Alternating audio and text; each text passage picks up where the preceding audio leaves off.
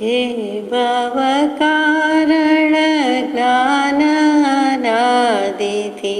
ભાન ભૂલાવી કુમાર્ગ બતાવે, તે ક્ષણમાં ભવ નિવૃત્તિ કારણ સમ્યક દર્શન સૂર્ય બનાવે.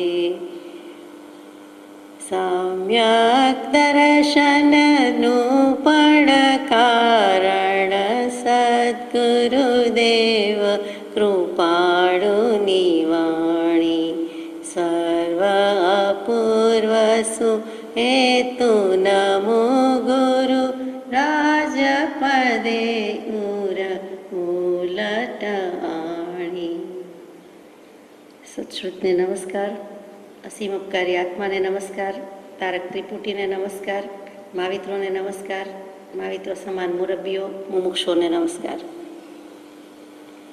પરમ કૃપાળુ દેવ પ્રણીત વચનામૃતજી પત્રાંક 91, મુંબઈ, કારતક 1946.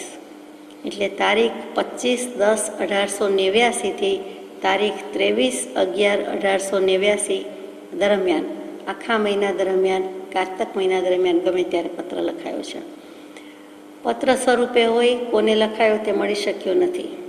પોતે એમ જ અંગત રોજનીશી નોંધમાં લખ્યું હોય તો પણ બને. જો કે એવું હોય તો આભ્યંતર પરિણામ અવલોકન હાથ નોંધમાં અગર તો અંગત ડાયરી કે રોજનીશી એમ મુકાયું છે. એટલે જે હશે તે પણ જીન પ્રવચન સિદ્ધાંત પત્ર રૂપે મળી ગયું છે આપણને, તો લખાયું છે માનવાનું છે.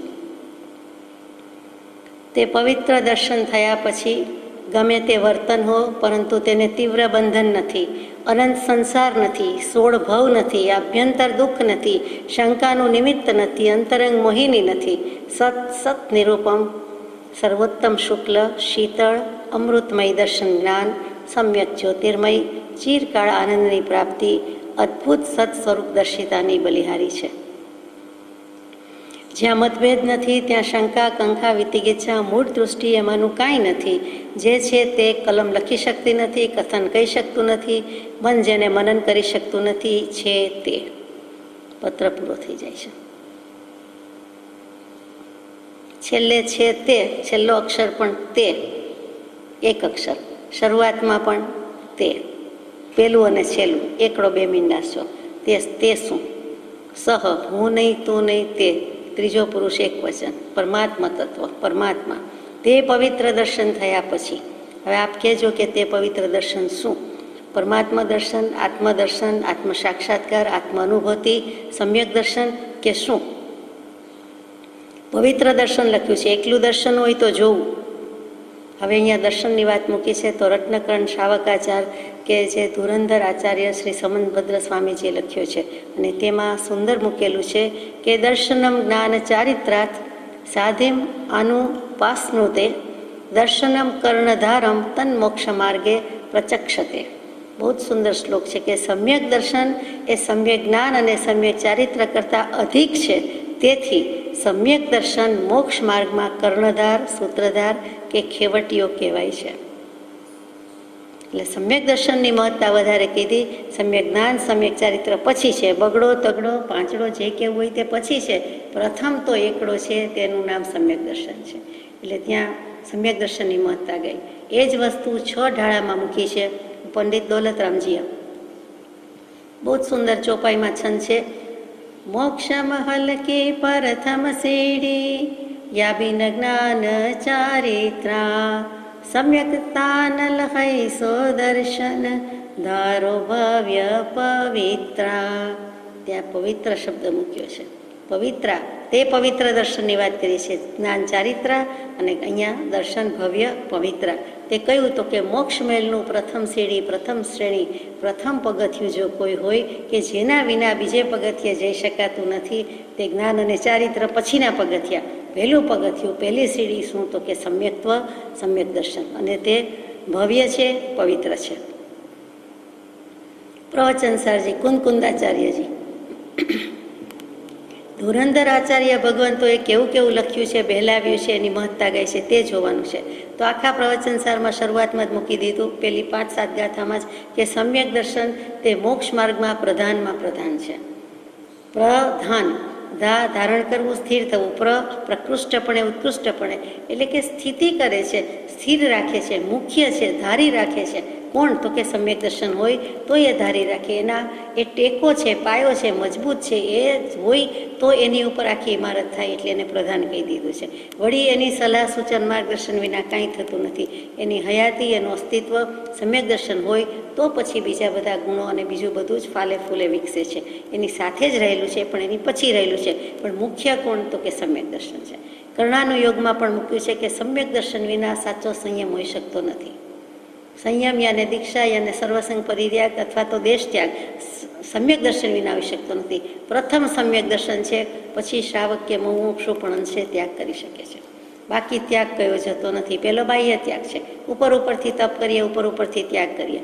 એને બાળ તપ કીધું, અજ્ઞાન તપ કીધું. બાળ ત્યાગ, અજ્ઞાન ત્યાગ, જે શબ્દ કેવો હોય તે. તો સમ્યક દર્શન વિના સાચો સંયમ ન હોય. એ કર્મગ્રંથકારો અને બધા જ જે કોઈ કર્મગ્રંથ સંબંધી ગ્રંથો છે, અથવા તો જે કંઈ કર્ણાનું યોગ કહેવાય છે, 4 અનુયોગમાં એમાં મૂકેલું છે. વચનામૃતજીમાં એક જગ્યાએ આવે છે કે 11 પ્રકૃતિ ખપાવ્યા વિના જીવને સામાયિક આવી શકે નહીં. તો 11 પ્રકૃતિ, મિથ્યાત્વમોનીય, મિશ્રમોનીય, સમ્યક્તમોનીય, અનંતાનુબંધી, ક્રોધમાન, માયાલોભ, એ 7 થઈ ગઈ તે. અને પછી પણ બીજી 4 અપ્રત્યાખ્યાના વર્ણ, ક્રોધમાન, માયાલોભ, એ જ્યારે 7 ને 4 11 ખપાવે ત્યારે એને સામાયિક આવ્યું કહેવાય.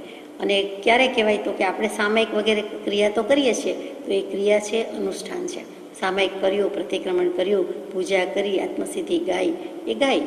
આત્મસિદ્ધિ તો એક જ વાર કરવાની છે. આત્માની સિદ્ધિ, આત્માનો અનુભવ, સેલ્ફ રિયલાઇઝેશન, એ તો અનંતકાળમાં પહેલી વાર એક જ વાર કરવાનું છે, પછી એનું કામ થયા કરે છે.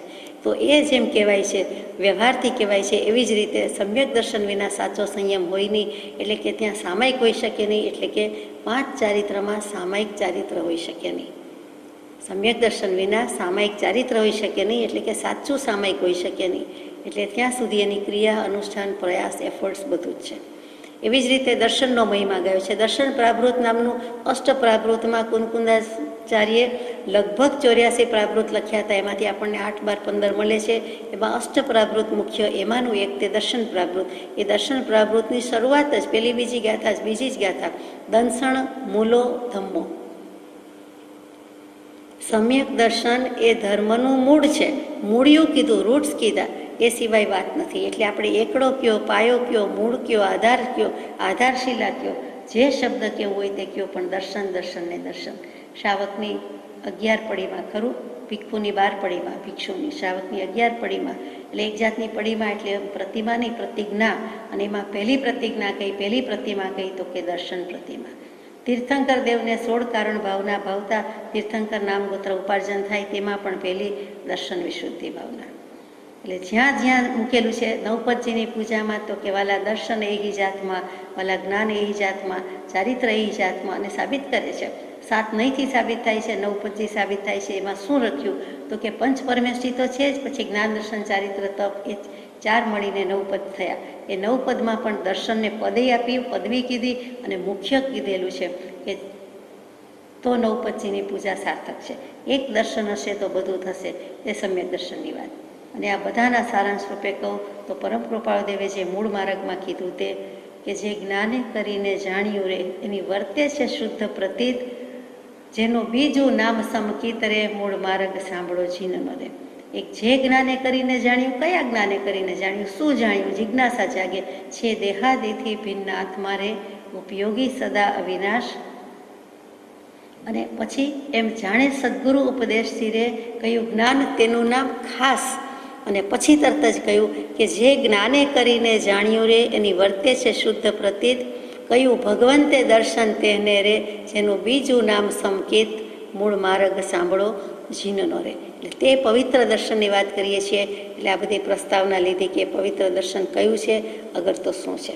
એ પવિત્ર દર્શનને અનેક નામોએ બિરદાવાયું છે. સમયસારજીમાં ઓછામાં ઓછા 150 નામથી એની સ્તુતિ થઈ છે. પણ એની 150ની વાત ન કહીએ, સમ્યક દર્શનની વાત ન લઈએ, પણ દર્શનને શું કહ્યું છે તો કે એક તો દર્શન, બીજું વિલોકન, ત્રીજું દેખવું, ચોથું અવલોકન, પાંચમું દૃગ્જાલ, છઠ્ઠું લેખન લખન એટલે કે લક્ષણ, સાતમું દૃષ્ટિ, આઠમું નિરીક્ષણ, નવમું જોવું, 10મું ચિંતવન, 11મું ચાહન અને 12મું ભાળવું. આ તે ભાળ્યું છે, આ જગ્યા ભાળી છે, આમનું ઘર ભાળ્યું છે. આત્માએ પોતાનું જ ઘર ભાળ્યું નથી, પોતાના ઘરે આવતો નથી. જ્યાં સુધી નિજ ગૃહો આત્મ સ્વભાવમાં સ્થિતિ નથી ત્યાં સુધી આત્મા પર ઘરમાં, પર દ્રવ્યમાં, પર ભાવમાં રખડે છે. પોતાનું ચૈતન્ય ઘર તજીને બીજે જાય છે. કર્મ ચેતના, કર્મ ફલ ચેતનામાં ઘૂમે છે. જ્ઞાન ચેતનાનો સ્વામી થતો નથી, જે પોતાની પાસે જ છે. અને તે કરવું, તે જોવું, તે લેવું, તે જે 12 શબ્દ હમણાં બોલી ગયા તે બીજું કાંઈ નથી, પણ તે સમ્યક દર્શન છે, તે પવિત્ર દર્શન છે. ગઈકાલે જ ગાયું, કદાચ રોજ ગાઈએ છીએ 8 દૃષ્ટિમાં, 8 દૃષ્ટિની, 8 યોગ દૃષ્ટિની સજ્જાઈમાં. એમાં શું આવ્યું કે પશુ ટાળી સુર રૂપ કરે, જે સમકિતને અવદાત રે, એ ગુણ રાજ તણો ન વિસારું વાલા, સંભારું દિન રાત રે. પશુ ટાળી સુર રૂપ કરે છે, એ દિવ્યતા આપે છે, એ દેવ સમાન કરી દે છે. પશુ ગતિ, અધોગતિ, તિર્યંશ ગતિ બધું જતું રહે છે અને ઉન્નત આબાદ થતો થતો દેવગતિની જેમ તો કે સુરરૂપ કરે છે. એટલે દેવી એમ નહોતું કેવું, પણ દિવ્યતા પ્રાપ્ત થાય છે. આત્માને આત્માની દિવ્યતા પ્રાપ્ત થાય છે. ક્યારે? તે પવિત્ર દર્શન કરે ત્યારે. સમકિત ને અવદાત રે. અવદાત એટલે નિર્મળ, શુદ્ધ, પવિત્ર. તે ગુજરાતીમાં 300-400 વર્ષ પહેલાં આ સ્વચ્છ, નિર્મળ, પવિત્ર માટે અવદાત શબ્દ તે પુરુષો વાપરતા. તે સોઈજયજી મહારાજે અવદાત વાપર્યું છે, એટલે શુદ્ધ, નિર્મળ, પવિત્ર. તો તે દર્શનની વાત કરવી છે કે તુજ દર્શન મુજ વાલ હું રે લાલ. એ દર્શન કેવું તો કે બહુ શરૂઆતમાં, તદ્દન વચનામૃતિની શરૂઆતમાં પહેલું જ કહેવાય, પ્રસ્તાવના, પૂર્વ ભૂમિકા, મંગલાચરણ અને પહેલી જ પ્રાર્થના, જળહળ જ્યોતિ સ્વરૂપ તું કેવળ કૃપા નિદાન, ભયભંજન ભગવાન. બરોબર? એક જળહળ જ્યોતિ સ્વરૂપ શું તો કે જળહળ જ્યોતિ જડાહળા ક્યારે થાય? આત્માનું સ્વરૂપ છે, શુદ્ધ સ્વરૂપ છે. એનું દર્શન કરવું, એની પ્રાપ્તિ કરવી, તેનું નામ તે પવિત્ર દર્શન. પુનાતિ ઇતિ પવિત્ર. જે પુણ્ય છે અને જે પવિત્ર કરે છે તે પવિત્ર. આપણે પુણ્યને બહુ સ્થૂળ અર્થમાં લઈ ગયા છીએ. ખરેખર પુણ્ય એટલે પવિત્રતાનો સંસ્પર્શ હોય એને જ પુણ્ય કહ્યું જાય છે. માત્ર શુભ ભાવ કર્યા, શુભ કર્મ બાંધ્યા એને પુણ્ય કહ્યું જતું નથી. એટલે જે તે પવિત્ર દર્શન થયા પછી, એટલે સીધી સાદી રીતે તે સમ્યક દર્શન થયા પછી, એટલે જ કદાચ પરમ પૂજ્ય બ્રહ્મચારીજી દરેક મુમુક્ષુને, ગમે તે મુમુક્ષુને પત્ર લખતા તો પેલું વિશેષણ સંબોધન પવિત્ર આત્મા લખતા. ગમે તેવી વ્યક્તિ હોય તો પેલું વિશેષણ શું? પવિત્ર આત્મા. પછી આ બેન, તે બેન વગેરે. પણ પવિત્ર આત્મા. શું કામ? આત્મા જેવો કોઈ દેવ નથી અને આત્મા પવિત્ર જ છે, આત્મા શુદ્ધ જ છે. માત્ર ભાન નથી. જે થવું તે સહજ સ્વરૂપે સ્થિતિ છે, તેને શિવિતરાગ મોક્ષ કહે છે. સર્વજીવ છે સિદ્ધ સમ, એટલે ગમે તે લખે. સિદ્ધ સમાન એમ કરીને પણ લખાય. કોઈને સિદ્ધ તો નહીં લખી શકાય, પણ સિદ્ધ સમાન એમ કરીને લખી શકાય. સિદ્ધાત્મા, સિદ્ધ સમાન આત્મા, અને પછી જે ભાઈ બહેન નામ લખવું હોય, જે વિશેષણ મૂકવા હોય તે. તો આવી પવિત્ર દર્શનની વાત છે. તે પવિત્ર દર્શનની સ્તુતિ બધી જ જગ્યાએ એટલી મૂકી છે. નાટક સમયસારજીમાં તો આપણે જાણીએ છીએ કે ભેદ વિજ્ઞાન લાગ્યો જીને કે ઘટ. જેને ભેદ જ્ઞાન થઈ ગયું છે, આત્મજ્ઞાન થઈ ગયું છે, એ તો લઘુ જીન નંદન છે. જીન ભગવાન જે કોઈ છે, જીનેશ્વર છે, વિતરાગ છે, અરિયન છે, એનો નાનો દીકરો છે જીનનંદન, લઘુ જીનનંદન છે. એટલે પુત્ર પિતા છે. એટલે કે જે એનામાં છે તે જ એનામાં છે, એ મોટો થઈ આવશે. યુવરાજ, રાજા. તો એવી રીતે કહી દીધું. બાળકુંવર, કુંવર, અને પછી જે પુત્રમાંથી પિતા થાય છે તે, અથવા તો ગુરુમાંથી, શિષ્યમાંથી તે જ પાછો ગુરુ થાય છે. સત્પુરુષનું દાન આપ્યા પછી જાણે પોતે જ સત્પુરુષ થાય છે, તે કીધું છે. તેને શું થાય છે? તેને ગમે તે વર્તન હો, પરંતુ તેને તીવ્ર બંધન નથી. ગમે તેમ વર્તે, જ્ઞાનીની વાત થઈ, સમ્યક દૃષ્ટિની વાત થઈ. એ ગમે તેમ વર્તે તો એને બંધ ન થાય, બંધન નથી. કેમ આમ લખ્યું કૃપાળુદેવે? અને એ તો સારું, આટલો મહિમા છે. એટલે જો એક આ પ્રાપ્ત કરી લે તો પછી બંધન નથી. તો ગમે તે વર્તનનો અર્થ શું છે? એ કાંઈ જેમ તેમ વર્તે? જ્ઞાનીનું જ્ઞાન સદા હોય સાચું, તેનું ધ્યાન સદા હોય સાચું. સાતમી યોગ દૃષ્ટિમાં ગાતા હતા. તો પછી એને ગમે તેમ કેમ વર્તે? તો કે ગમે તેમ વર્તે જ નહીં. અને ગમે તે શબ્દમાં પણ કેચ છે કે એમ લાગે છે કે ગમ ટુ ગો, જ્યાં જવું ત્યાં જાણવું આવે. એટલે ગમે તે એટલે જ્ઞાન સ્વભાવ તો પહેલો જ છે, પહેલી દૃષ્ટિ પડે જ છે. પહેલાં 3.5 ફૂટ 5 ફૂટ 2 ફૂટ આપણી દૃષ્ટિ નીચે એટલામાં જ પડે, અમુક લિમિટેડ સ્પેસમાં જ પડે છે. ત્યાં સુધી જ આંખ ચશ્મા સાથે કે વિના સંપૂર્ણપણે યથાર્થ જેમ છે તેમ જોઈ શકે. એ એકી સાથે નીચી નજરે અમુક વધારે હાથ ફૂટથી જોઈ શકતું નથી. એવી જ રીતે અહીંયા કીધેલું છે કે તે ગમે તેમ વર્તે. એનો જ્ઞાન સ્વભાવ તો ભેગો છે. ટોર્ચ કરીએ છીએ તો પણ પેલું પ્રકાશ કેમ પડે છે, એના પ્રકાશના કિરણમાં અગર તો પ્રકાશમાં બીજી વસ્તુ ઝળકે છે.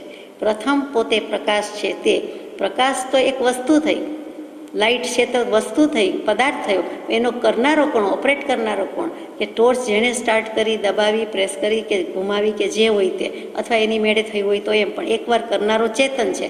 પછી એ તત્વ પ્રકાશ તત્વ થયું અને એના પ્રકાશમાં અજવાળામાં બીજું બધું રિફ્લેક્ટ થાય છે, દેખાય છે, આપણે જોઈ શકીએ છીએ. તો જીવ જ્ઞાન સ્વભાવી છે, સર્વજ્ઞ સ્વભાવી આત્મા છે, કોઈ પણ આત્મા. અને એ પોતાના જ્ઞાનનો પ્રકાશ પહેલાં કિરણ પડે છે, એના જ્ઞાનમાં બધું દેખાય છે, એના અજવાળામાં બધું દેખાય છે, એના ફલકમાં બધું દેખાય છે. એટલે ગમે તે વર્તન એટલે એનું જ્ઞાનમય જ વર્તન હોય, જ્ઞાન સહિત જ હોય, જ્ઞાન પહેલું છે. એટલી એકવાર વાત થતી હતી કે સાપને દોરડું કહી દઈએ ને દોરડાને સાપ કહે તો પણ જ્ઞાનીનું જ્ઞાન સાચું છે. એને ભલે એ વખતે ખોટું કહી દીધું. અને સમ્યક દૃષ્ટિનું જ્ઞાન સાચું, અસમ્યક દૃષ્ટિ અને મિથ્યા દૃષ્ટિ ગમે તેટલું સારું સાચું વર્ણન કરે કે આ સાપ જ છે, આવો તેવો છે અને દોરડું જ છે, એ બે વિશે વધુમાં વધુ વિગતવાર વર્ણન કરી શકે, સાચું વર્ણન કરે તો પણ તેનું ખોટું કહેવાય. અને સમ્યક દૃષ્ટિ જ્ઞાનીએ જે કીધું તે સાચું કહેવાય. ટૂંકમાં એ દિવસને રાત કહે તો માન્ય કરવાનું છે, અને મિથ્યાથી રાતને રાત કહે ને દિવસને દિવસ કહે તો પણ એ ખોટું ગણાય છે. કેમ કે મૂળમાં ખોટો છે, એ સાચો થયો નથી. પ્રભુશ્રીજી કે જીવમાં સાચ આવ્યું નથી, જીવને સમ્યક દર્શન થયું નથી. સાચ આવે તો સાચને ન આવે આંચ, પણ સમ્યક દર્શન નથી ત્યાં સુધી તો એ ખોટો ખોટો ને ખોટો જ છે. એટલે ગમે તે વર્તન હોય તો જ્ઞાની કોઈ દિવસ અશુભ અથવા તો અનિષ્ટ આચરણ કરે નહીં, વર્તન હોય નહીં, કરે નહીં.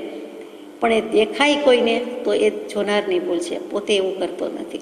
બીજી રીતે કહું તો કે જ્ઞાની પુરુષ જે છે તે અજ્ઞાની અને જ્ઞાનીમાં ફરક ક્યાં છે? અજ્ઞાની માર્ગનો લોપ કરે છે અને જ્ઞાની માર્ગનો ઉદ્યોત કરે છે.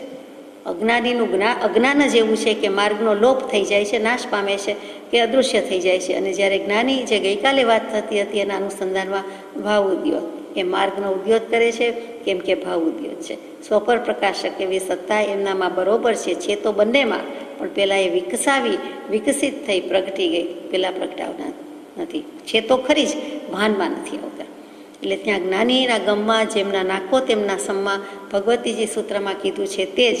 અને પ્રભુશ્રીજીના બોધમાં વારંવાર આવે કે જ્ઞાનીએ જે જાણ્યું છે, જેમ કરે છે, જે કંઈ કરે છે, કહે છે તે બધું યોગ્ય જ છે, એનાથી બધું સમૂહ થાય છે. અને નહીંતર પછી બધું વસમું થાય છે, અસમૂહ થાય છે. એટલે જ્ઞાનીના ગમમાં નાખો તેમના સમમાં, મૂળમાં ભગવતીજી સૂત્રની વાણી છે, જેમ તેમ નથી. હસવા બોલવા જેવી લાગે આપણને, પણ જ્ઞાન સાથે ગમ્મત છે, અથવા રમત અને ગમ્મત કહીએ છીએ. આત્મામાં રમી જવું અને આત્માને જાણી લેવું, એનું નામ રમત ગમત છે. જ્ઞાનીનું ચાલવું, બોલવું અને બધું જ સવળું છે. ઉપદેશ છાયામાં 699માં પાન પર આપણે વાંચ્યું છે. એ જ વસ્તુ જ્ઞાની પુરુષને જે સુખ વર્તે છે તે નિજ સ્વભાવમાં સ્થિતિનું વર્તે છે. એટલે જે કાંઈ છે તે સદગુરુ પ્રસાદમાં મૂક્યું છે. એટલે કે 670માં પત્રમાં એનું શીર્ષક સદગુરુ પ્રસાદ છે, પુસ્તક નહીં. એ પુસ્તકમાં એ શીર્ષકની નીચે મૂક્યું કે જ્ઞાનીના સર્વ વ્યવહાર, બધા વ્યવહાર પરમાર્થ મૂળ હોય છે. જ્ઞાનીનો કોઈ પણ વ્યવહાર, વર્તના, આચરણા એના મૂળમાં પરમાર્થ જ હોય છે. એટલે સર્વ વ્યવહાર પરમાર્થ મૂળ હોય છે. એટલે પાણી કોનું પીધું છે? પરમાર્થનું. પછી ઉગે છે શું? તો કે વ્યવહાર. એ તો પૂર્વભવનો ઉદય હોય તો હોય, પણ એના પાણી એને જે પીધેલું છે, એના મૂળિયામાં છે જે સિંચેલું છે, એ જે કરી નાખ્યું છે એ પરમાર્થ છે. એટલે એ જળ તો પરમાર્થનું જ છે. માટે જ કીધું કે ગૃહસ્થાશ્રમની બધી સ્થિતિ, બધા યોગ પ્રશસ્ત છે. કેમ કે ગૃહસ્થાશ્રમમાં સત્પુરુષ થયા, શ્રી કૃષ્ણ પરમાત્મા થયા, પરમ કૃપાળદેવ થયા, જનક વિદેયજી અનેક થયા. એવા અનેક બીજા હશે, પણ કૃપાળદેવનો જે વિકટ ઉદય છે અને ઉપાધિ છે, એમાં જે એમણે સાધી લીધું છે તે તો ખરેખર કોઈ શબ્દો નથી બોલવાના, એટલું પ્રશસ્ય છે, એટલું પૂજ્ય છે. પોતે જ લખ્યું છે ઉપદેશ છાયામાં કે ગૃહસ્થાશ્રમની બધી સ્થિતિ સત્પુરુષની પ્રશસ્ત છે અને બધા જ જોગ પૂજવા યોગ્ય છે. આ તો 16 વર્ષના, તો 12 વર્ષના, તો 2 વર્ષના, એમાં શું એમ આપણને થાય, પણ ખરેખર કૃપાળદેવે ચોખ્ખું કીધું કે બધા જોગ પૂજવા યોગ્ય છે. એટલે બધી દશા, 6 અવસ્થાના ચિત્રપટજીના દર્શન આત્મસિદ્ધિજીના નમસ્કાર દીને કરીએ છીએ, આજ્ઞા છે. કે આમ તો જીવ દરરોજ નહીં કરે, કે વિતરાગ અવસ્થા છે, પદ્માસન, જીન મુદ્રા જે કયો તે આ બંને ઊભા બેઠા કાયોત્સર એને વંદન કરશે. કેટલાક જીવ ધ્યાનસ્થ મુદ્રાને નહીં કરે, કેટલાક જીવ મોક્ષમાળાવાળા ભગવાનને નહીં કરે, 16મા વર્ષવાળાને નહીં કરે, કેટલાક એનાથી નાના કોઈ મળી શકતા નથી ચિત્રપટજી, પણ એમ કે એ તો પહેલાં લખેલું છે ને, એ તો 11 વર્ષે લખ્યું છે ને, 7 વર્ષનું છે ને, 12 વર્ષનું છે ને, એ આપણને ભેદભાવ છે. અભેદ ભાવે અભિન્ન બુદ્ધિએ આપણે પ્રણામ કરવાના છે, નમસ્કાર કરવાના છે. કે જ્ઞાની છે, પરમાત્મા છે, એનું ગમે તે વર્તન હંમેશા સમ્યક જ હતું અને સમ્યક માનવા યોગ્ય છે. અને એ જ ઉપદેશ એમાં આગળ આવે છે કે વ્યવહાર જેનો પરમાર્થ છે તેવા આત્મજ્ઞાનીની આજ્ઞાએ વર્તે તો આત્મા લક્ષ્યગત થાય. આપણને એમાં રસ છે, સમ્યક દર્શનમાં આત્મા લક્ષ્યગત કરવામાં રસ છે, માટે વંચાય છે કે વ્યવહાર જેનો પરમાર્થ છે તેવા આત્મજ્ઞાનીની આજ્ઞાએ વર્તે તો આત્મા લક્ષ્યગત થાય. પરમ કૃપાળુદેવને આપણે માનીએ જ છીએ.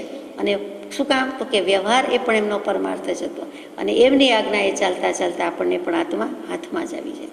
તો મૂળ વાત એમ હતી કે ગમે તે વર્તન હો પણ એમને બંધન નથી. વેદાંત દર્શનમાં પણ બહુ સરસ મીમાંસા આ બાબતની કરી છે. જનક વિદેહીજીના દૃષ્ટાંત આવે, સુલભા નામની ગાંજી ન જાય તેવી એક વેદજ્ઞા થઈ ગઈ, અને તેણે પણ જનકજી સામે ઘણી ચેલેન્જ ફેંકી છે કે આટલી શાતા સુખ બધું હોય તો તમે એવા અલિપ્ત અસંગ રહી જ ન શકો, અને છોડી દેવામાં વાંધો શું છે? જનકજી કહે છે કે હું રાજપાટ ભોગવું છું, મારો ઉદય એવો છે, હું કેટલો અલિપ્ત છું, નિર્લેપ છું, અસંગ છું, મને ખબર છે, મારો અનુભવ મારી પાસે છે, તમે કોણ કહેનારા? ટૂંકમાં કયો તો આવકાર આપ્યો છે, ચર્ચા કરે છે, અંતે સુલભા જાય છે, સમાધાન પામતા નથી. પણ કે આ જનક વિદેહીનું તો આવું જ છે. એને જરાય ખેદ નથી કે હું રાજ કરું છું, હું ક્યારે ચારિત્ર લઈશ, હું ક્યારે રાજપાટ છોડીને સંન્યાસ લઈશ, એવું નથી.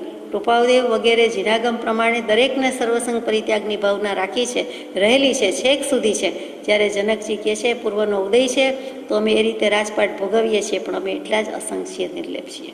અને હશે દેહ છતાં દેહાતીત દશા વિદેહી જ કહેવાય છે. જનક વિદેહી, દેહ હોવા છતાં વિદેહી નગરી, વિદેહ દેશ અને મિથિલા નગરી એટલા માટે કહેવાય. એ તો નાની વાત છે. હકીકતમાં દેહ છતાં દેહાતીત દશા, તે જ કેટેગરીમાં, તે જ પરંપરામાં અત્યંત વિકટ ઉપાધિ યોગ, અને છતાં પરમ કૃપાળુદેવ પણ દેહ છતાં દેહાતીત દશા. એ વેદાંત શાસ્ત્રોમાં જ્ઞાની નિરંકુશ છે, નિરંકુશ રહી શકે, નિરંકુશ હોઈ શકે, એવી બધી ભાવના કે પ્રશ્નાવલી કરી છે. ત્યારે જવાબ આપે છે કે જ્ઞાની નિરંકુશ છે, જ્ઞાની પર કોઈનો અંકુશ નથી. એને ઇન્દ્રિયો વિષય મન ઉપર એનો પોતાનો એટલો અંકુશ છે કે હવે જ્ઞાનીને પરમાત્મા પણ પૂછી શકનાર નથી. એટલે ત્યાં જ્ઞાની નિરંકુશ છે, જરૂર છે એમ કહી દીધું. હવે આપણી રીતે વિચારીએ કે જ્ઞાની ગમે તે વર્તન કરે, સારું જ કરે, સમ્યક જ કરે, પણ તીવ્ર બંધન નથી એમ શબ્દ મૂક્યો છે. એટલે થોડુંક તો બંધન થાય. જેવા ભાવ હોય, તીવ્રતા હોય એ પ્રમાણે સમય સમયે જીવ કર્મ બાંધે છે. અજ્ઞાની અનંત કર્મનો વ્યવસાય છે, સમ્યક દૃષ્ટિ અનંત કર્મ બાંધતો નથી. અનંત સંસાર વધે એવા અનંતાનુબંધી ઇત્યાદિ કર્મો બાંધી શકતો જ નથી, કેમ કે સમ્યક દર્શન થઈ ગયું છે. એટલે તીવ્ર બંધન નથી. બાકી તો કેવલ જ્ઞાની જેવા કેવલ જ્ઞાની ભગવંતને પણ પહેલે સમયે બાંધે, બીજે સમયે વેદે, ત્રીજે સમયે નિર્જરે. આંખના પાપણના પલકારામાં તો અસંખ્યાત સમય વયા જાય. એટલે બાંધ્યું શું ને આવ્યું શું ને ગયું શું? આપણે વ્યવહારની વાતમાં પણ કહીએ કે શું આવ્યું ને શું ગયું, તો સમ્યક દૃષ્ટિ કેવલ જ્ઞાની ભગવંતની તો વાત જ ક્યાં કરવી. તો સમ્યક દૃષ્ટિ બાંધી શકે છે, પણ સમ્યક દૃષ્ટિ જીવ નિરાશ્રવી છે, એટલે કે આશ્રવ નથી. હોત આસવા પરિસવા, એ જે કૃપાળુદેવે મૂક્યું છે તે જે કંઈ આશ્રવ છે નિરાશ્રવ થઈ જાય છે, પરિશ્રવ થઈ જાય છે. નાટક સમયસારજીમાં એક સુંદર કવિ છંદમાં મૂક્યું છે.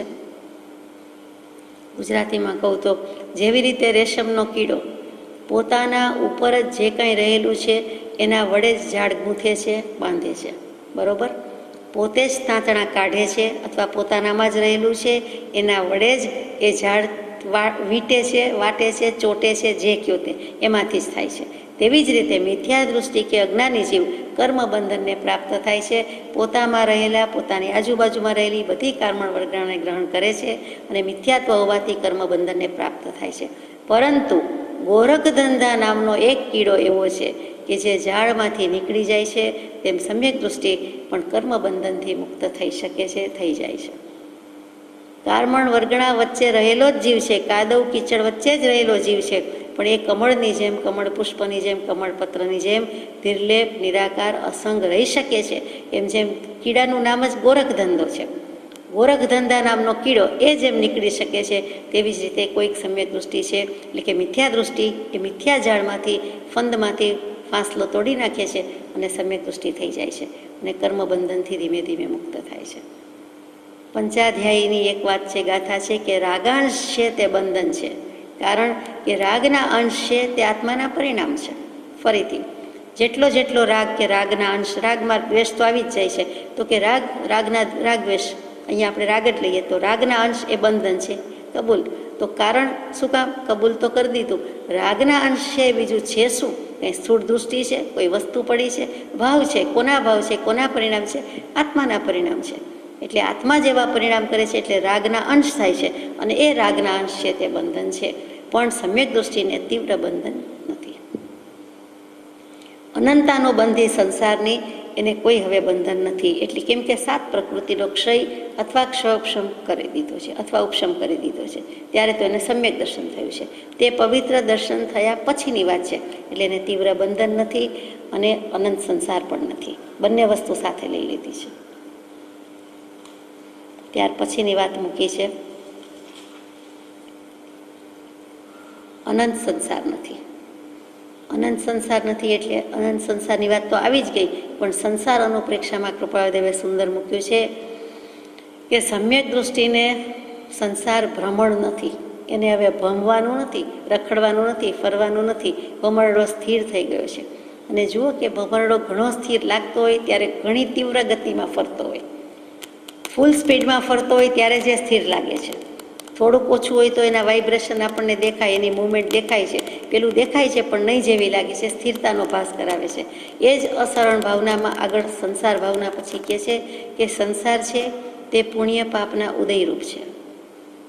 કૃપાળદેવના જ શબ્દોથી સમજવું છે, શાસ્ત્રોથી નહીં અત્યારે.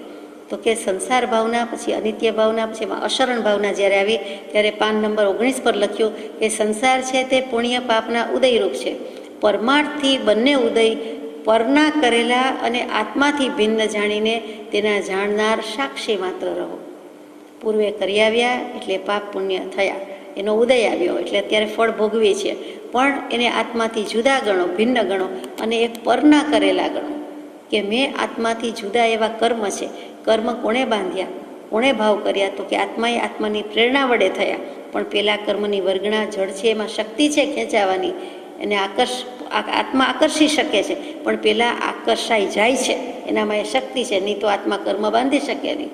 એટલે એમ કે દેહ જુદો છે, પૂતગલ પરમાણુ જુદા છે, કાર્બન વર્ગણા જુદી છે, એ આવીને વળગી છે. તમે એવા ભાવ કર્યા પણ એ આવીને વળગી, એ તમારાથી જુદા છે, આપણાથી જુદા છે. એટલે આત્માથી ભિન્ન માનો અને પરના કરેલા અને એના જાણનાર માત્ર સાક્ષી રહો. આ અશરણ અનુપ્રેક્ષામાં 16મા વર્ષે 15મા વર્ષે પરમ કૃપાળદેવ લખી ગયા છે. અને એવું જ એ જ સંસાર ભાવના પાછી આવે છે. અનિત્ય અશરણ સંસાર, સંસાર મારો નથી, હું મોક્ષમયી છું એમ ચિંતવું તે સંસાર ભાવના. સંસાર ભાવનામાં પણ લખી દઉં, સંસાર મારો નથી, હું મોક્ષમયી છું, મારા લક્ષણ, હું આત્મા છું, હું ચેતન છું, મારા લક્ષણ જ્ઞાન દર્શન ઉપયોગ છે, જ્ઞાન દર્શન ગુણ છે, એટલે હું મોક્ષમયી છું. મુક્ત ભાવ મારામાં રહેલો છે, બીજે ક્યાંય રહેલો નથી, જળ વસ્તુમાં રહેલો નથી. આત્મભાવ, સ્વભાવ, નિજભાવ રહ્યો છે ક્યાં? કોના આશ્રય છે કે કોના આધારે છે? કયું દ્રવ્ય છે? તો કે આત્મદ્રવ્ય, અને એ હું છું. એટલે ત્યાં આપણને દૃઢતા કરાવે છે. હવે સમ્યક દૃષ્ટિને આવો કોઈ અનંત સંસાર નથી જ નથી. હવે મુખ્ય વાત આવે છે કે 16 ભવ નથી, એટલે વધુમાં વધુ 15 ભવ છે, પણ લખવાની સ્ટાઇલ કેવી? તો કે 16 ભવ નથી. કેમ 16 ભવ નથી? અનંતકાળથી રખડે ને હવે ગણતરીમાં આવી ગયા. શું કામ? સમ્યક દર્શન થઈ ગયું એટલે. તો સમ્યક દર્શન થાય એ પહેલાંની વાત કહીએ તો જગતમાં પૂતગલ પરાવર્તનની ગણતરી કરી છે એ આપણે જાણીએ છીએ. અનંતકાળ વયો જાય છે, એમાં જ્યારે માત્ર 2 પૂતગલ પરાવર્તન બાકી રહે છે ત્યારે જીવ શ્રવણ સન્મુખ કાળમાં આવે છે. શ્રવણ સન્મુખ કાળ એટલે કે એને ધર્મ શ્રવણની રુચિ થાય છે, સાંભળવાનું ગમે છે, વાંચવાનું ગમે છે વગેરે, એટલે શ્રવણ સન્મુખ કાળ સુધી આવ્યો. જગતવાસી જીવોમાં કેટલા જીવોને કોઈ પણ ધર્મની કાંઈ પણ વાત સાંભળવી ગમે છે, આપણે જાણીએ છીએ, બહુ ઓછાને. તો એ શ્રવણ સન્મુખ કાળ સુધી કોણ આવે? તો કે 2 પૂતગલ પરાવર્તન કાળવાળો. પછી 1.5 પૂતગલ પરાવર્તન જેને બાકી રહે છે એ કોણ? તો કે એ માર્ગ સન્મુખ થાય છે. માત્ર સાંભળી જાય એમ નહીં, કથા સુણી ફૂટ્યા કાન તોય ના આવ્યું બ્રહ્મજ્ઞાન એવું નહીં, હવે એ આગળ જાય છે, માર્ગની સન્મુખ થયા, મોક્ષ માર્ગની સન્મુખ થાય છે. એટલે એને દોઢ પૂતગલ પરાવર્તન હોય. ઇન અધર વર્ડ્સ, બીજી રીતે કહું તો ઘણા બધા કર્મો એને માર્ગ આપે છે, મોકળા થાય છે, સલામી આપે છે કે જાઓ, પધારો, તમારે મોક્ષના માર્ગે જવું હોય તો અમે એક બાજુ રહી ગયા, બીજે જશું, અથવા અહીંથી જતા રહીએ છીએ, તમને વિદાય કરીએ છીએ. એમ 70 કરોડાકરોડ સાગરોપમનું જે મોહનીય કર્મની સ્થિતિ છે, એમાંથી 69 કરોડાકરોડ સાગરોપમ વધતા કેટલાક એક બાજુ જતા રહ્યા, ગયા, પછી થોડાક બાકી રહ્યા, એ કહે છે હવે આવી જાઓ, અમારી સાથે લડી લ્યો, આખું સૈન્યની પણ આટલું તો છે. એવી રીતે માર્ગ સન્મુખ થાય છે, એટલે દોઢ પૂતગલ પરાવર્તન કાળ બાકી છે. પછી એમાંથી આગળ જતાં જતાં ધર્મ યૌવન કાળ છે, એટલે કે બાલ્યાવસ્થામાંથી માનો કે યુવાવસ્થામાં આવ્યા, એટલે ધર્મ યૌવન કાળ, ધર્મ પ્રાપ્ત કરી લેવો, આત્મા પ્રાપ્ત કરી લેવો, ત્યાં સુધી આવે છે. ત્યાં સુધી એની જિજ્ઞાસા જાગે છે. ક્ષમ લબ્ધિ, વિશુદ્ધિ લબ્ધિ, દેશના લબ્ધિ, પ્રાયોગ્ય લબ્ધિ, કરણ લબ્ધિ, અને કરણ લબ્ધિના 3 ભાગ પડે ત્યાં સુધી આવે તો ધર્મ યૌવન કાળમાં 1 પૂતગલ પરાવર્તન બાકી રહે છે. અને એમાં જો પુરુષાર્થ કરી લઈએ, કરેડિયા કરી લઈએ અને ગાડાને ઘોંચમાંથી બહાર કાઢી લઈએ ને જે કંઈ આપણે જાણીએ છીએ એવો એ પુરુષાર્થને કરેડિયા કરી લઈએ કહેવાય.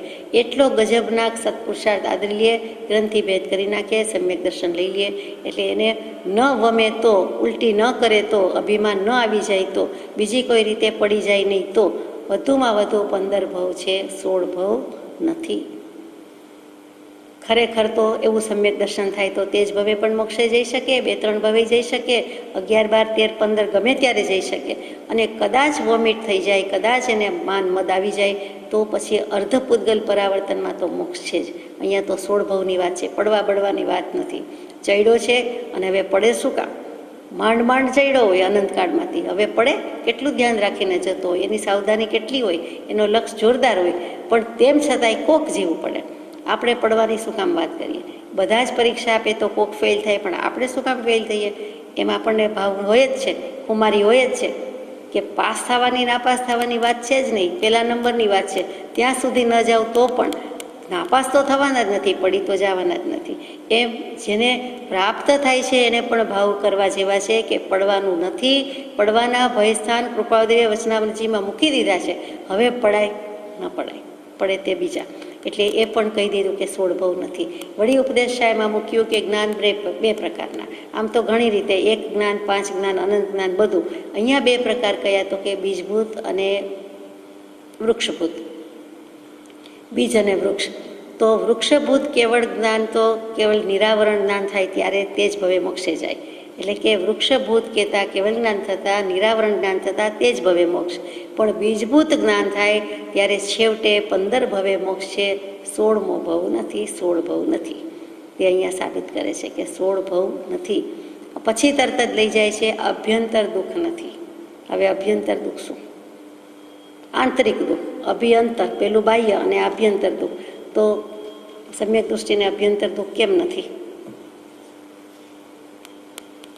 શીતલીભૂત છે, અંતરંગમાં એકાંત શીતલીભૂત છે, નિર્લેપ છે, અસંગ છે. જે થયા કરે છે તે બાહ્ય રીતે થયા કરે છે, જે થાય છે તે વ્યવહાર છે, જે થાય છે તે પર્યાયમાં થાય છે. એ મારે શું? અત્યારે હવામાં ગમે તે રજકણ હોય, પૂતગલ હોય, પરમાણુ હોય, અંદર શ્વાસોચ્છ્વાસ રૂપે જે હવા જાય છે તે જાય છે. એમાં વિચાર કરીએ તો થાય, એમાં આપણો કંટ્રોલ હોય તો રાખવાનો છે.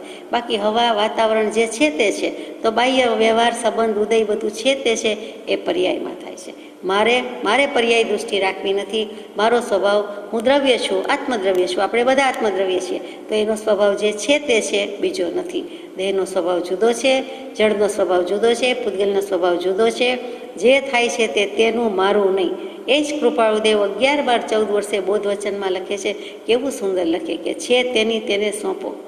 અવળી પરિણતિ કૌંસમાં લખી દીધું છે, અવળી પરિણતિ, નહીંતર સમજાય નહીં. છે તેની તેને સોંપો એટલે શું? જે વસ્તુ કોઈને લીધી છે, દીધી છે, ઉછીની છે, ઉધાર છે, આપી દેવાની છે, તો લઈ જાઓ, એવો અર્થ થાય પણ ખરો.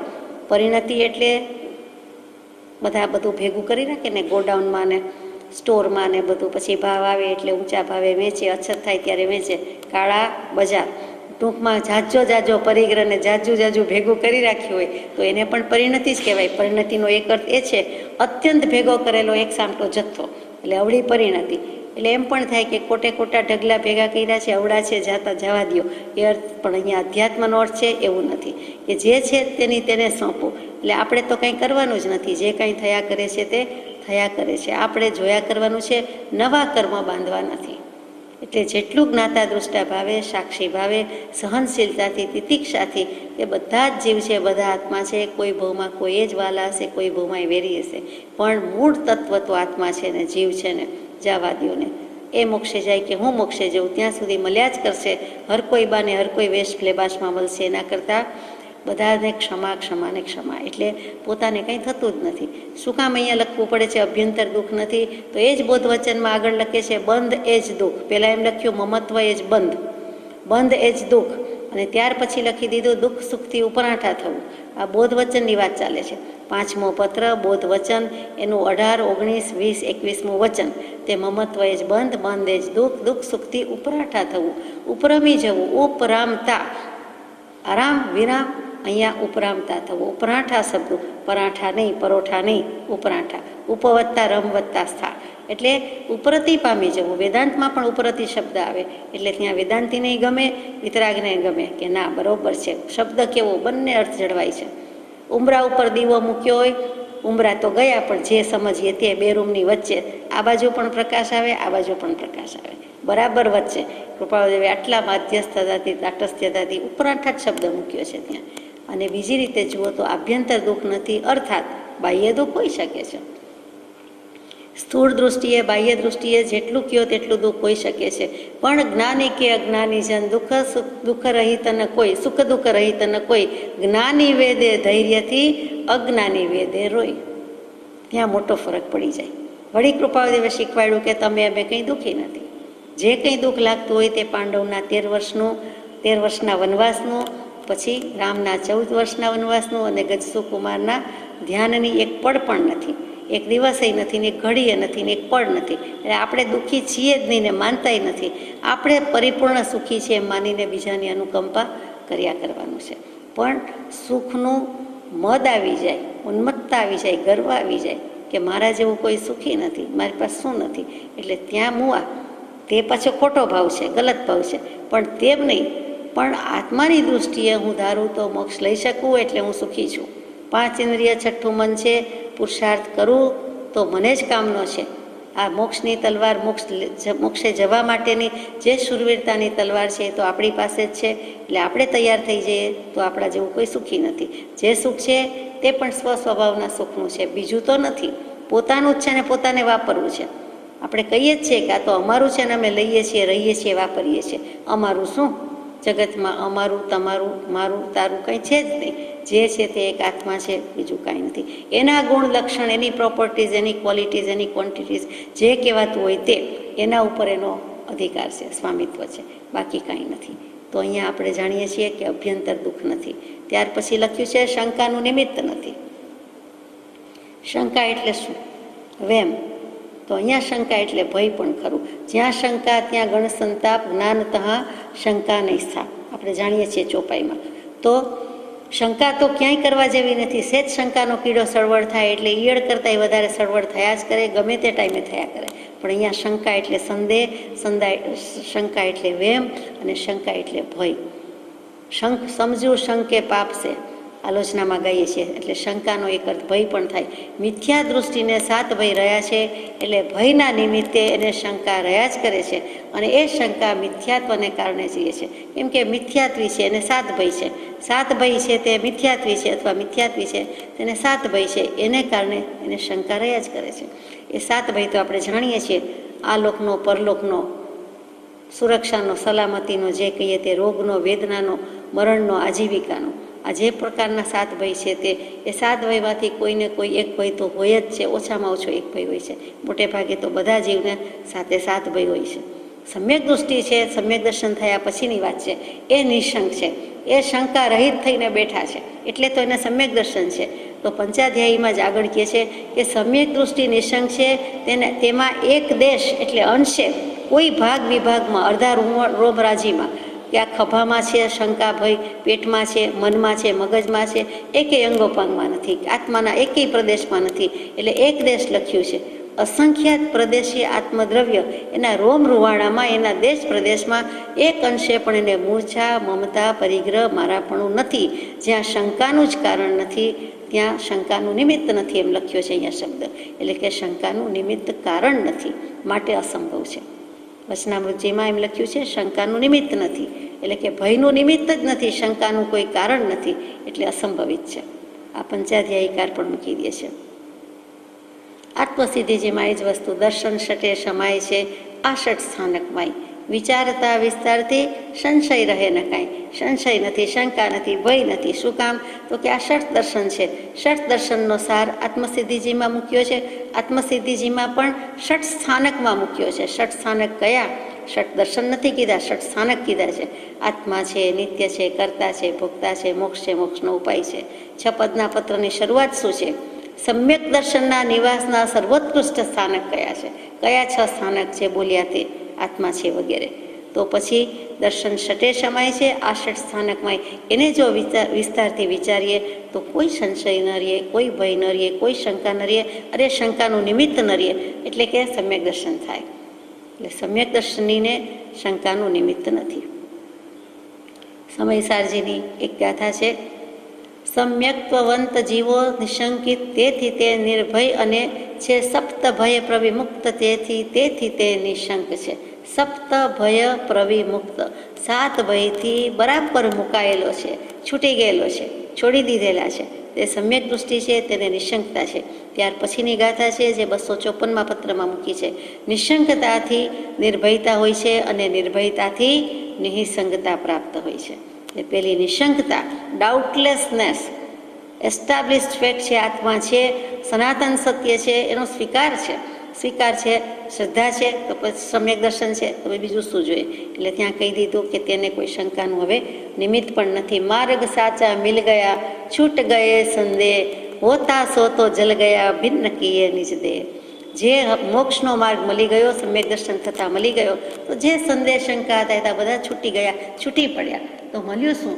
તો કે હવે અમે આત્માને, દેહને આત્માથી ભિન્ન ગણ્યો, આત્માને દેહથી ભિન્ન ગણ્યો. એટલે બધું જ જલી ગયું, બળી ગયું, સળગી ગયું. સ્નાન સૂતક કરી દીધું, દાડો પવાડો કરીને ચાલ્યા જવાની વાત છે. જે પ્રભુશ્રીજીને કૃપાદેવે આજ્ઞા કરી તે આપણને બધાને પણ આજ્ઞા છે કે સ્નાન સૂતક વિષય કશાયનું કરીને ચાલ્યા જાઓ, ભાગી જાઓ, આ સંસારથી ઉઠી જાઓ. અંતરંગ મોહિની નથી. શંકા ન હોય, ભય ન હોય, મોહ ન હોય, તો કે બહાર લડો છો તે કરતાં અભ્યંતર મહારાજાને હરાવો. એ બોધ વચનમાં જ મૂકેલું છે. ક્ષણે ક્ષણે મોહનો સંગ મૂકો.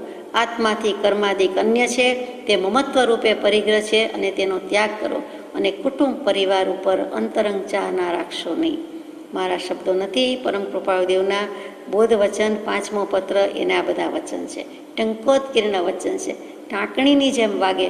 ટાંકણીની અણી જરાક હોય, સોયની અણી જેવી, છતાં પણ ભોંકાય છે, કેવું લાગે છે? એનો સહેજ સંસ્પર્શ થાય છે તો પણ ભોંકાય છે, વાગે છે, ખૂંચે છે, થોડી વાર પછી પણ ખૂંચેલી છે એવું લાગે છે. તો પછી આ મોહ, એની ટાંકણી, એના ટાંકણા જેવા વચન છે કે તો આપણને ભોંકાવા જ જોઈએ. શૂલ્ય અને શળની પેસે ખટકવા જોઈએ. આંખમાં પણ સહેજ જ કંઈક કણું પડે છે ને ખટકે છે, નહીં જેવું જ હોય છે. ઘણીવાર તો વેમ જ હોય છે તોય ખટકે છે. એવી જ રીતે પગમાંય કાંટો સહેજ જ વાગે, કંઈ આંખો ન ઘૂસી જાય તો પણ આપણને ખટકે છે. તો પછી આ જે મિથ્યાત્વ છે, મોહ છે, અંતરંગ મોહિની છે, એ તો કેટલી ખટકવી જોઈએ. પણ સમ્યક દૃષ્ટિને એને કાંઈ થતું નથી. એને શું ફેર પડે છે? એક વખત હતી, એક જમાનામાં હતી, હવે નથી, એટલે અંતરંગ મોહિની નથી. તો કૃપાદેવ કહે છે કે બહાર લડવા કરતાં અભ્યંતર શત્રુ, અહીંયા શત્રુએ નહીં કીધા, મહારાજા, મોહ રાજા છે, ને મોહ મહારાજા, એને હરાવો. પછી ક્ષણે ક્ષણે મોહનો સંગ મૂકો અને આત્માથી કર્મ વગેરે અન્ય જ છે, જુદું જ છે, તો મમત્વરૂપી પરિગ્રહ મૂકી દો.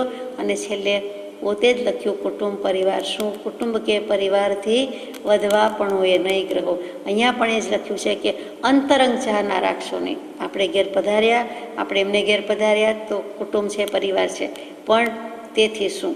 અંતરંગ ચાહ ના નહીં. બધી થોડાક વખતની મુસાફરી છે, થોડાક વખતની યાત્રા છે, પાછા છૂટા પડી જશું. સંયોગ છે તેનો વિયોગ છે જ, માટે એમાં ચાહ ના રાખવા જેવું કાંઈ નથી. હે ઈચ્છા દુઃખ મોલ, જબ ઈચ્છા કા નાશ તબ મીટે અનાદિ ભૂલ. ઈચ્છા ચાહના શું કામ ચાહવું જોઈએ, શું કામ કંઈ રાખવું જોઈએ, શું કામ ઈચ્છા જોવી જોઈએ? જો ઈચ્છા જ નથી, મોહ જ નથી, તો મોહિની નથી, મોહિની નથી તો પછી કાંઈ આપણે માયા કપટ નથી, એટલે આત્માને આવરણ કરનારું કાંઈ રહેતું નથી. તો આત્મા દેખાય જ, આત્માનું દર્શન થાય જ થાય. ત્યાર પછીનું છે સત સત નિરૂપમ સર્વોત્તમ શુક્લ શીતળ. એ શું? સત જે કંઈ છે તે સત છે. 209મા પત્રમાં અનંત નામોએ મહાત્માઓએ ગમે તે પ્રકારે ગમે તે આકારે એક સતને જ પ્રકાશ્યું છે. ઋગ્વેદની ઋચા છે કે એકમ સત વિપ્રા બહુધા વદંતી, એક સતનો જ મહિમા ગાયો છે. એમ જ બધા બ્રાહ્મણો વિપ્ર પણ કહે છે. એટલે એક સત આત્માનું અસ્તિત્વ એને જ ગાયેલું છે. તેનું જ જ્ઞાન કરવા યોગ્ય છે, તે જ પ્રતીત કરવા યોગ્ય છે, તે જ અનુભવ કરવા યોગ્ય છે, અને તે જ પરમ પ્રેમે ભજવા યોગ્ય છે. આ તે જ એટલે બીજું કાંઈ નહીં, તે પવિત્ર દર્શન, તે સત. બીજી કઈ વાત નથી આવતી સતમાં. અહીંયા 52મા 54મા પત્ર યાદ આવે. 107મા પત્રમાં તો કહ્યું જ છે કે જે કંઈ ઉપમા આપીએ તે ન્યૂન જ છે. જિનેશ્વરની વાણીમાં તો કીધેલું જ છે કે ઉપમા આપ્યાની જેને તમારા કવિને વ્યર્થ આપવાથી નિજમતી મપાઈ મેં માની છે. અહો રાજચંદ્ર બાળ ખ્યાલ નથી પામતા, એ જિનેશ્વર ધણી વાણી જાણી તેને જાણી છે.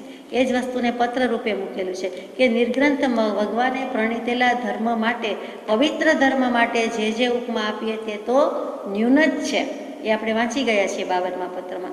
નિર્ગ્રંથે પ્રણીતેલા ધર્મ, નિર્ગ્રંથ ભગવાને પ્રણીતેલા ધર્મ, યાની કે સર્વજ્ઞ કથિત તત્વ કેવલી પ્રરૂપિત ધર્મ, એને જે કોઈ ઉપમા આપો તે ન્યૂન જ છે, ઓછી જ પડે છે. સર્વોત્તમ છે, સર્વોત્કૃષ્ટ છે. મિથ્યાત્વ મોહનો અંધકાર નાશ પામે છે, નાશ કરી શકે છે. એનું નામ ઉત્તમ.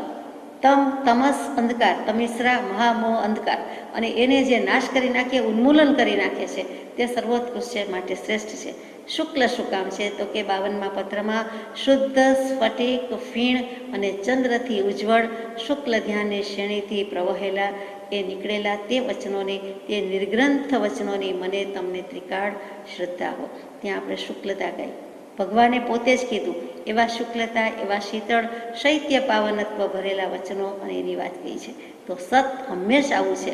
સત સત શાશ્વત કાળથી આત્મા તો ચોખ્ખો ચણક જ છે, દ્રવ્ય જ છે, અને સતત છે. તેને કાંઈ મેળ પડતો નથી, લાગુ પડતો નથી. સત સત નિરૂપમ, એને ઉપમા આપી શકાતી નથી. સર્વોત્તમ શુક્લ શીતળ. અને ત્યાર પછી મૂકી દીધું છે તરત જ અમૃતમય દર્શન જ્ઞાન. હું એક શુદ્ધ સદારૂપે જ્ઞાન દર્શનમય ખરે, કઈ તે અન્ય મારું નથી, પરમાણુ માત્ર જરી અરે.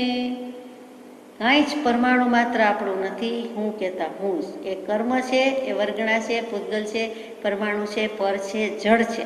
ને ત્યાં સમયસારજીની ગાથા છે, વેરી પોપ્યુલર વન, બહુ જ પ્રખ્યાત ગાથા, 38મી ગાથા તે આ છે કે હું એક શુદ્ધ જ છું, સદા અરૂપી છું, અને મારું જ્ઞાન દર્શનમય જ ખરેખર તો સ્વરૂપ છે. બીજું કંઈ પૂતગલ પરમાણુ મારું નથી. આત્મા પાસે ગમે તે વસ્તુ, વસ્ત્ર, આભૂષણ, જમવાનું કે ગમે તે મૂકવું, પણ શું કહીએ કે યથાજાત તો આમ જ હતા. બીજું કંઈ નથી. તે પરપદાર્થ છે. વસ્ત્ર જુદા, હું જુદો. આભૂષણ જુદા, હું જુદો. જમવાનું જુદું, થાળી જુદી, હું જુદો. તો એ બધું જુદું છે. તો કાર્બન વર્ગણાના ઢગલા પડ્યા છે, ભલે ને હોય, એ જુદા, એ મારા નહીં. ચિહ્ન માત્ર હોવાથી સામાન્ય વિશેષ ઉપયોગતપણાને હું ઉલ્લંઘતો નથી, માટે હું દર્શન જ્ઞાનમય છું. ચિહ્ન માત્ર, ચિત્ત માત્ર, હું ચૈતન્ય ઘન છું. હું સામાન્ય વિશેષ ઉપયોગ લક્ષણ ધરાવતો છું. મારામાં ઉપયોગાત્મકતા છે, એટલે કે ઉપયોગનો ભાવ છે, લક્ષણ છે. એ લક્ષણથી આત્મા જુદો નથી, અને મારામાં એ છે, એટલે એ હું ઉલ્લંઘતો નથી, એની મર્યાદાની બહાર જતો નથી, માટે હું જ્ઞાન દર્શનમય છું.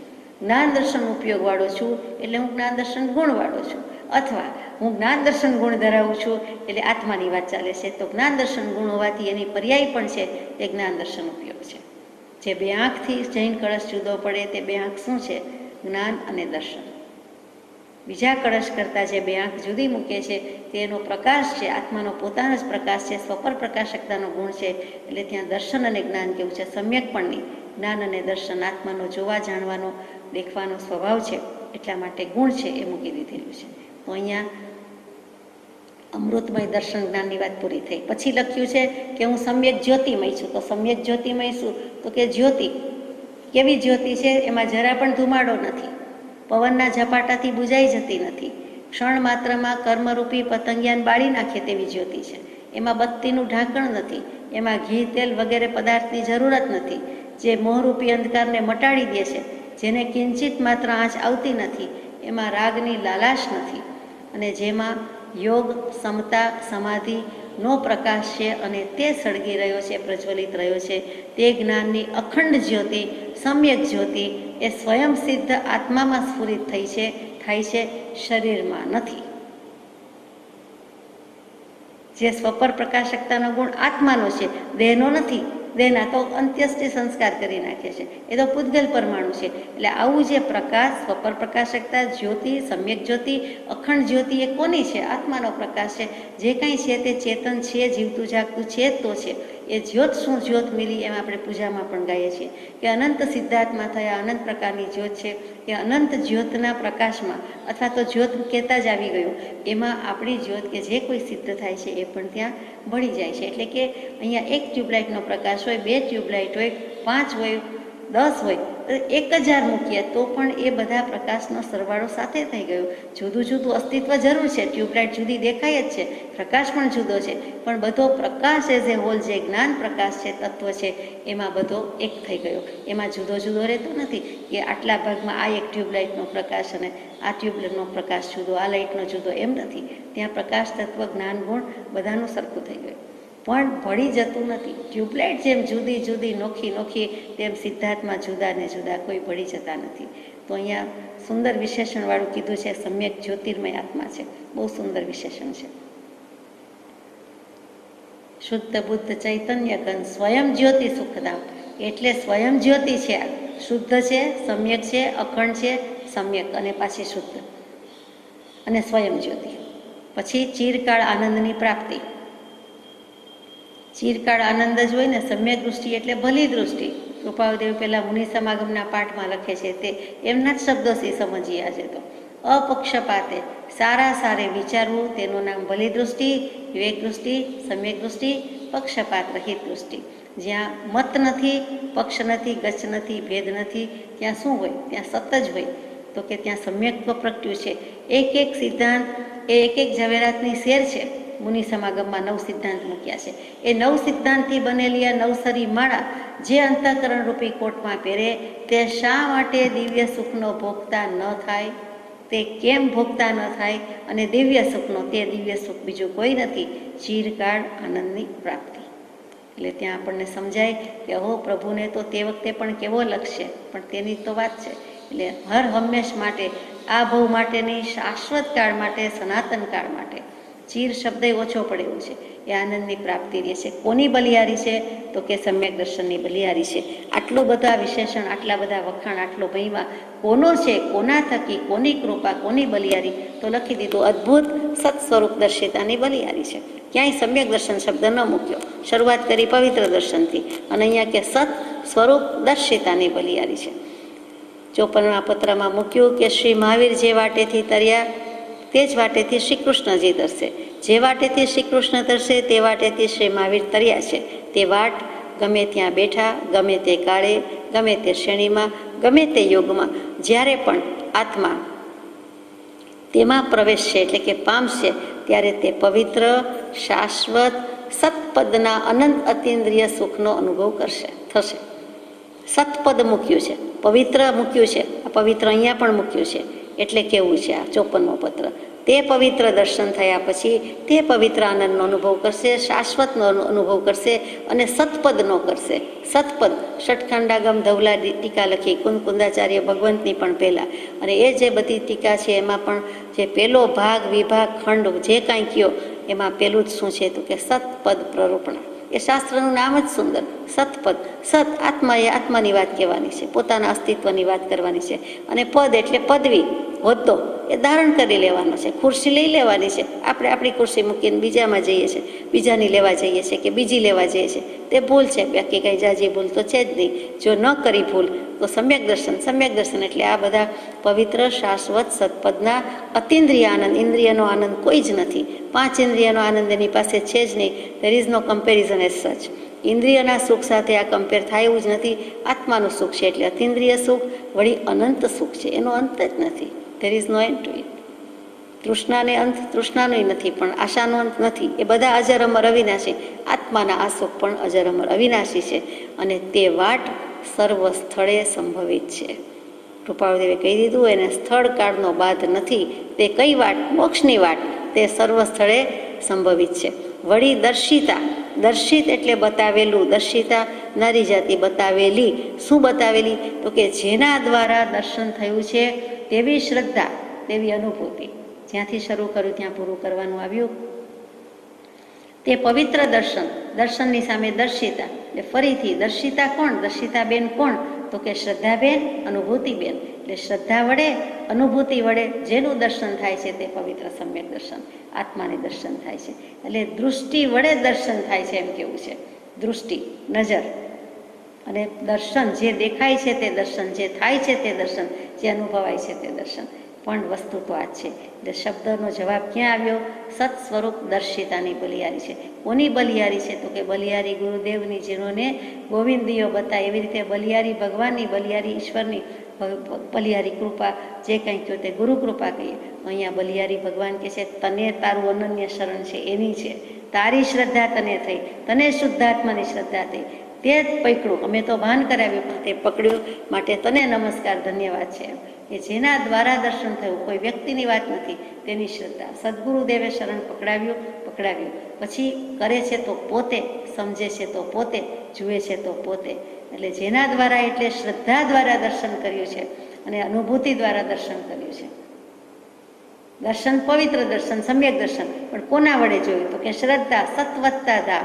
આત્માનું અસ્તિત્વ હોય એના પ્રત્યેને ધારણ કરી રાખવું, એને શ્રદ્ધા. એટલે સાચા દેવ, સાચા ગુરુ, સાચા ધર્મ, સાચા પરમ કૃપાદેવ પ્રત્યેની શ્રદ્ધા, અને એની અનુભૂતિ. એટલે કે વ્યવહાર સમ્યક દર્શન, નિશ્ચય સમ્યક દર્શન, એટલે પોતાને પોતાનો અનુભવ. તો કે એની બલિયારી છે.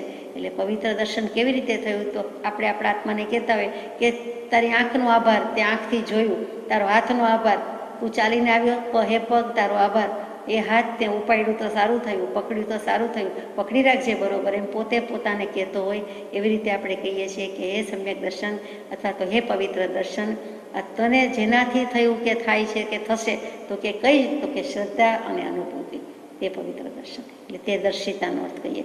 વ્યાખ્યાન સારમાં પણ આવતું હતું કે ચૈતન્યનો લક્ષ્ય કરનારની બલિયારી છે.